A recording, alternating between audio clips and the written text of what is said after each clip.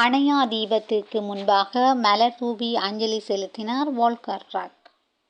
இலங்கைக்கு விஜயம் மேற்கொண்டுள்ள ஐக்கிய நாடுகள் மனித உரிமைகள் பேரவையின் ஆணையாளர் வோல்கர் ரக் செம்மணி சித்துப்பாத்தி இந்து மயானத்துக்கு சென்று புதைகுழிகளை நேரில் பார்வையிட்டார். புதைகுழிகளை பார்வையிட சென்ற ஐநா உயர்ஸ்தானிகர் அகழ்வு பணிகள் முன்னெடுக்கப்படும் போது களத்தில் நின்ற சட்டத்தரணிகள் மனித புதைகுழி அப்பகுதியில் காணப்படுவதாக காவல் நிலையத்தில் முறைப்பாடு பதிவு செய்தவர்கள் உள்ளிட்ட தரப்பினரிடம் புதைகுழிகள் தொடர்பில் கேட்டறிந்து கொண்டார். அதனைத் தொடர்ந்து செம்மணி புதைகுழிக்கு நீதி கோரி யாழ் வலிவுக்கு அருகில் கடந்த 3 நாட்களாக முன்னெடுக்கப்பட்டு வரும் அணையா தீபம் போராட்ட களத்துக்கு நேரில் சென்றார். போராட்டத்தில் ஈடுபட்டிருந்த காணாமலாக்கப்பட்டவர்களின் உறவினர்களிடம் பிரச்சினைகளை கேட்டறிந்து கொண்டார். அத்துடன் படுகொலை செய்யப்பட்டவர்களின் நினைவாக ஏற்றப்பட்ட அணையா தீபத்துக்கு முன்பாக மலர் தூவி அஞ்சலி செலுத்தினார். அணையா தீபம் போராட்ட களத்திலிருந்து விரட்டியடிக்கப்பட்ட சிவஞானம். யாழ்ப்பாணம் செம்மணியில் நடைபெற்ற அணையா தீபம் போராட்டத்திற்கு இலங்கை தமிழரசு கட்சியின் பதில் தலைவர் CVK சிவஞானம் சென்ற வேளை அங்கிருந்த போராட்டக்காரர்களால் வெளியேற்றப்பட்டுள்ளார். கடந்த 23ஆம் தேதி தொடக்கம் முன்னெடுக்கப்பட்டு வரும் செம்மணி மனித புதைகுழிக்கு நீதி வேண்டி முன்னெடுக்கப்பட்ட அணையா தீபம் போராட்டம் நேற்று வரை நடைபெற்றது. இந்த நிலையில் குறித்த இடத்துக்கு CVK சிவஞானம் சென்ற வேளை அங்கு போராட்டத்தில் ஈடுபட்ட போராட்டக்காரர்கள் அவரை ஒருமையில் விழித்து கூச்சலிட்டு போராட்ட களத்திலிருந்து அவரை வெளியேற்றினர். இதனால் அங்கு பதற்றமான நிலை ஏற்பட்டதாக அங்கிருந்து அணையா தீபம் போராட்ட களத்திலிருந்து சந்திரசேகரரும் வெளியேற்றப்பட்டார். யாழ்ப்பாணம் செம்மணியில் நடைபெற்று வரும் அணையா தீபம் போராட்டத்துக்கு கடத்தொழில் அமைச்சர் ராமலிங்கம் சந்திரசேகரர், நாடாளுமன்ற உறுப்பினர் ரஜீவன் ஜெயச்சந்திரமூர்த்தி ஆகியோர் சென்ற வேளை அங்கிருந்த போராட்டக்காரர்களால் வெளியேற்றப்பட்டுள்ளனர். கடந்த 23ஆம் தேதி முதல் முன்னெடுக்கப்பட்டு வரும் செம்மணி மனித புதைகுழிக்கு நீதி வேண்டிய அணையா தீபம் போராட்டம் நேற்று 3வது நாளாகவும் நடைபெற்றது. இந்த நிலையில் குறித்த பகுதிக்கு சென்றிருந்த அமைச்சர் ராமலிங்கம் சந்திரசேகரர், நாடாளுமன்ற உறுப்பினர் ரஜீவன் ஜெயச்சந்திரமூர்த்தி ஆகியோர் அங்கிருந்த போராட்டக்காரர்களால் வெளியேற்றப்பட்டனர். இதேவேளை இலங்கை தமிழரசு கட்சியின் பதில் தலைவர் CVK சிவஞானமும் போராட்டக்காரர்களால் வெளியேற்றப்பட்டமை குறிப்பிடத்தக்கது. மீண்டும் விளக்கமறியலுக்கு சென்றார் துஷார உபுல்தெனிய. பணியிடை நீக்கம் செய்யப்பட்ட சிறைச்சாலைகள் ஆணையாளர் துஷார உபுல்தெனிய ஜூலை மாதம் 9ஆம் தேதி வரை விளக்கமறியலில் வைக்கப்பட்டுள்ளார். கொழும்பு நீதவான் நீதிமன்றம் இந்த உத்தரவை நேற்றைய தினம் பிறப்பித்திருந்தது.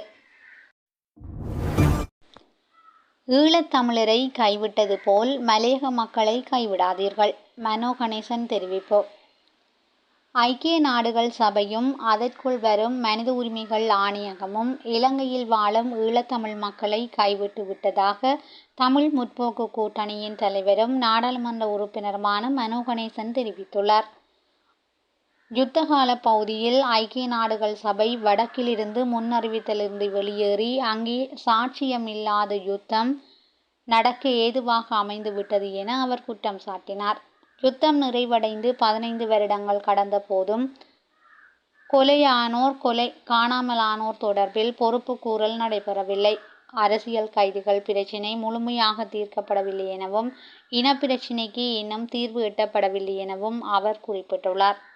இலங்கைக்கு விஜயம் மேற்கொண்டுள்ள ஐநா உயர்ஸ்தானிகர் வோல்கர் ரக்கை சந்தித்த போது நாடாளுமன்ற உறுப்பினர் மனோ கணேசன் இது தொடர்பில் சுட்டிக்காட்டினார். மேலும் ஈழத்தமிழர் உடன்பிறப்புகள் ஐநா சபை தங்களை கைவிட்டு விட்டதாக நினைப்பதாக சுட்டிக்காட்டிய நாடாளுமன்ற உறுப்பினர், ஈழத்தமிழ் மக்களை கைவிட்டதை போன்று மலையக தமிழ் மக்களையும் கைவிட்டு விட வேண்டாம் என்றும் கோரிக்கை விடுத்தார். மலையகத்தவர்கள் 2ஆம் தர பிரஜைகளே, மனோ கணேசன் தெரிவிப்பு.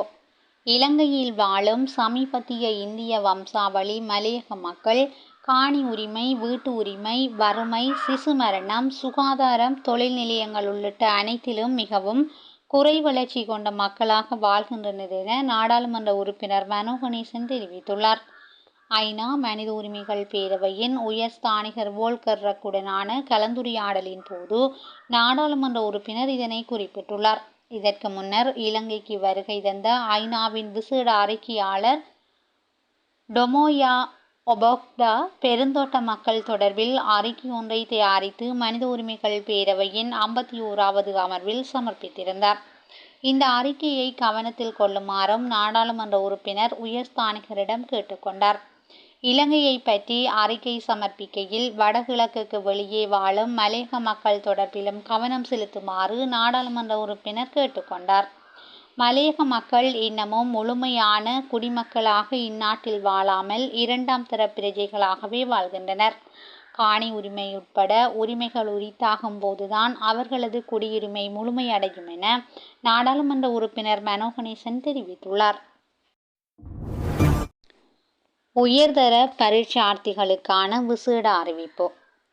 எதிர்வரும் நவம்பர் மாதம் 10ஆம் திகதி முதல் டிசம்பர் மாதம் 5ஆம் திகதி வரை கல்வி பொதுத்தராதர பத்திர உயர்தர பரீட்சை நடைபெறும் என இலங்கை பரீட்சைகள் திணைக்களம் அறிவித்துள்ளது.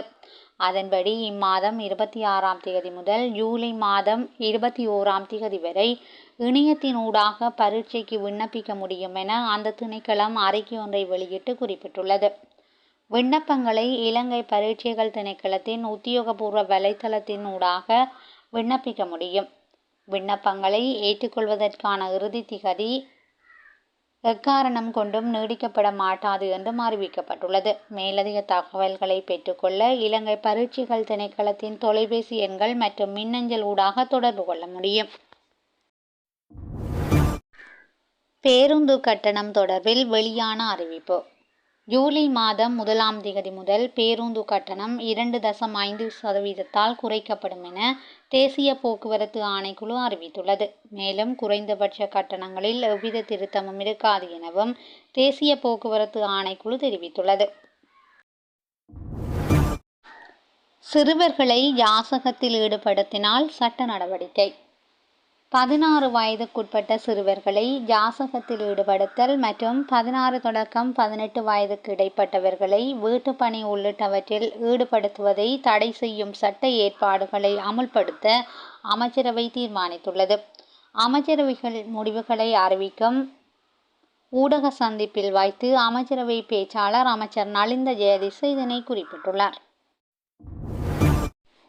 ஜகத் விக்ரமரட்னவினால் விசேட வர்த்தமானி அறிவித்தல். எதிர்வரும் 30ஆம் திகதி நாடாளுமன்றம் கூடுவதற்கு அழைப்பாணை விடுத்து சபாநாயகர் ஜகத் விக்ரமரட்னவினால் விசேட வர்த்தமானி அறிவித்தல் வெளியிடப்பட்டுள்ளது. பிரதமரின் வேண்டுகோளுக்கு இணங்க நிலையியல் கட்டளைகளில் 16ஆம் நிலையியல் கட்டளையின் பிரகாரம் நாடாளுமன்றம் கூடுவதற்கு சபாநாயகரினால் அழைப்பு விடுக்கப்பட்டுள்ளதாக குறித்த வர்த்தமானியில் குறிப்பிடப்பட்டுள்ளது. இந்த நிலையில் எதிர்வரும் 30ஆம் திகதியன்று நாடாளுமன்றத்தில் தனது நிதி திட்டம் குறித்து சிறப்பு அறிவிப்பொன்றை அரசாங்கம் வெளியிட உள்ளதாக தெரிவிக்கப்பட்டுள்ளது. சபை முதல்வர் அலுவலகம் வெளியிட்டுள்ள அறிக்கையில் இந்த விடயம் குறிப்பிடப்பட்டுள்ளது. எனினும் இந்த அறிவிப்பை ஜனாதிபதி அனுரகுமார திசாநாயக்கா அறிவிப்பாரா அல்லது நிதி பிரதி அமைச்சர் அறிவிப்பாரா என்பது குறித்து தகவல்கள் வெளியாகவில்லை. அரசாங்கத்தின் இந்த அறிவிப்பை தொடர்ந்து நிதி நிலைமை குறித்து ஒத்திவைப்பு விவாதத்தை அன்றைய தினம் நடத்த கட்சித் தலைவர்கள் ஒப்புக்கொண்டுள்ளனர்.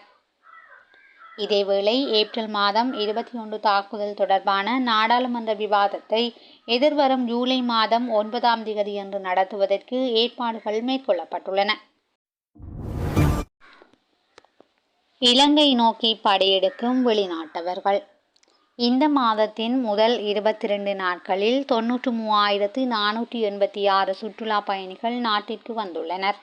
அதன்படி இவ்வருடம் இதுவரையில் இலங்கைக்கு வந்துள்ள மொத்த சுற்றுலா பயணிகளின் எண்ணிக்கை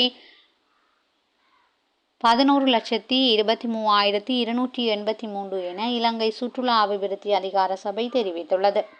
யோன் மாதத்தில் அதிக எண்ணிக்கையிலான சுற்றுலா பயணிகள் இந்தியா, பிரித்தானியா, சீனா, பங்களாதேஷ், ஆஸ்திரேலியா, ஜெர்மனி மற்றும் அமெரிக்காவில் இருந்து வந்துள்ளதாக இலங்கை சுற்றுலா அபிவிருத்தி அதிகார சபை தெரிவித்துள்ளது. இலங்கையில் மீண்டும் ஒரு துப்பாக்கிச்சூட்டு சம்பவம். அனுராதபுரம் திரப்பலோ கல்குளம் பகுதியில் துப்பாக்கிதாரி ஒருவரால் மேற்கொள்ளப்பட்ட தாக்குதலில் ஒருவர் காயமடைந்து அனுராதபுரம் மருத்துவமனையில் அனுமதிக்கப்பட்டுள்ளார். நேற்றிரவு இந்த துப்பாக்கிச்சூட்டு சம்பவம் இடம்பெற்றுள்ளதாக காவல்துறை தெரிவித்துள்ளனர். அவர் மிகிந்தலையைச் சேர்ந்த 28 வயதுடையவர் என்றும் காவல்துறையினர் தெரிவித்துள்ளனர். துப்பாக்கிச் சூடு நடத்தியவரின் அடையாளம் மற்றும் காரணங்கள் இன்னும் வெளியாகவில்லை. சிறைச்சாலை அதிகாரிகள் சிலருக்கு இடமாற்றம். சிறைச்சாலைகளின் உயர் அதிகாரிகள் சிலர் உடன் அமுலுக்கு வரும் வகையில் இடமாற்றம் செய்யப்படுவதாக சிறைச்சாலை திணைக்களம் அறிவித்துள்ளது. அதன்படி 2 சிறப்புத்தர அத்தியட்சகர்கள், 1 சிறைச்சாலை அத்தியட்சகர், 8 உதவி அத்தியட்சகர் மற்றும் 5 சிறைச்சாலை பதில் அத்தியட்சகர்கள் ஆகியோருக்கு இவ்வாறு உடன் அமுலுக்கு வரும் வகையில் இடமாற்றம் வழங்கப்பட்டுள்ளது. மித்தனிய துப்பாக்கிச் சூடு விசாரணைகளில் திடுக்கிடும் தகவல். மித்தனிய தேராகொலயாய பகுதியில் சுட்டுக் கொல்லப்பட்ட இளைஞர்கள் இருவரில் ஒருவருக்கு சம்பவம் இடம்பெற்ற நாளில் வெளிநாட்டிலிருந்து வாட்ஸ்அப் மூலம் அழைப்பொன்று வந்துள்ளதாக தெரிவிக்கப்படுகிறது. குறித்த வாட்ஸ்அப் அழைப்பை மேற்கொண்ட நபரின் வேண்டுகோளுக்கு இணங்க இருவரும் சம்பவ இடத்துக்கு சென்றுள்ளதாக காவல்துறை விசாரணைகளில் தெரிய வந்துள்ளது. துப்பாக்கிச் சூடு நடத்தப்பட்ட இருவரின் சடலங்களும் நேற்று மித்தனிய தேக்கவத்த பகுதியில் உள்ள வீதியில் இருந்து கண்டுபிடிக்கப்பட்டன. நேற்றிரவு 10 மணியளவில் ஒந்துருளியில் பயணித்த குறித்த இளைஞர்கள் மீது 8 முறை துப்பாக்கிச் சூடு நடத்தப்பட்டுள்ளதாக விசாரணைகளில் தெரிய வந்துள்ளது. குடும்ப வன்முறையால் 91% பெண்கள் பாதிப்பு. நாடு முழுவதும் அதிகரித்து வரும் குடும்ப வன்முறை சம்பவங்கள் குறித்து சுகாதார அதிகாரிகள் எச்சரிக்கை விடுத்துள்ளனர். இந்நிலையானது குடும்ப நல்வாழ்வு மற்றும் மன ஆரோக்கியத்தில் கடுமையான பாதிப்பை ஏற்படுத்துவதாக அவர்கள் எச்சரித்துள்ளனர். 2023ஆம் ஆண்டு மாத்திரம் குடும்ப வன்முறையால் பாதிக்கப்பட்ட 12,198 குடும்பங்களுக்கு ஆதரவு வழங்கப்பட்டதாக அரசு தகவல்கள் தெரிவிக்கின்றன. இந்த நிலையில் உதவி கோருபவர்களில் 91% மாணவர்கள் பெண்கள் எனவும் 9% மாணவர்கள் மட்டுமே ஆண்கள் என்றும் தெரிவிக்கப்பட்டுள்ளது. ஈரானுடனான ட்ரம்ப் பேச்சுவார்த்தை.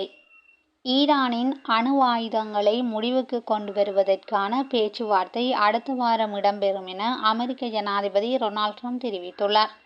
நேற்று இடம்பெற்ற நேட்டோ உச்சி மாநாட்டில் அவர் இந்த விடயத்தை குறிப்பிட்டுள்ளார். ஈரான் மீதான அமெரிக்காவின் தாக்குதல்கள் இஸ்ரேலுக்கும் ஈரானுக்கும் இடையிலான போரை விரைவில் முடிவுக்கு கொண்டு வருவதற்கு உதவியதாகவும் அவர் தெரிவித்துள்ளார். தங்களின் குண்டுகள் ஈரானின் அணுசக்தி திட்டத்தை பேரழிவுக்கு உட்படுத்தியதாகவும் அதன் விளைவுகள் அனைவருக்கும் சிறந்த வெற்றியாகும் எனவும் அமெரிக்க ஜனாதிபதி டொனால்ட் ட்ரம்ப் தெரிவித்துள்ளார். எவ்வாறாயினும் அணு ஆயுதங்களை உருவாக்குவதற்கான ஈரானின் பயணம் பல மாதங்கள் பின்னோக்கி சென்றுள்ளதாக கூறும் அமெரிக்க பாதுகாப்பு புலனாய்வு அமைப்பின் ஆரம்ப மதிப்பீட்டை டொனால்ட் ட்ரம்ப் புறக்கணித்துள்ளார். செய்திகளை உடனுக்குடன் தெரிந்து கொள்ள SL தமிழ் வலையொலி பக்கத்துடன் இணைந்திருங்கள். நன்றி, வணக்கம்.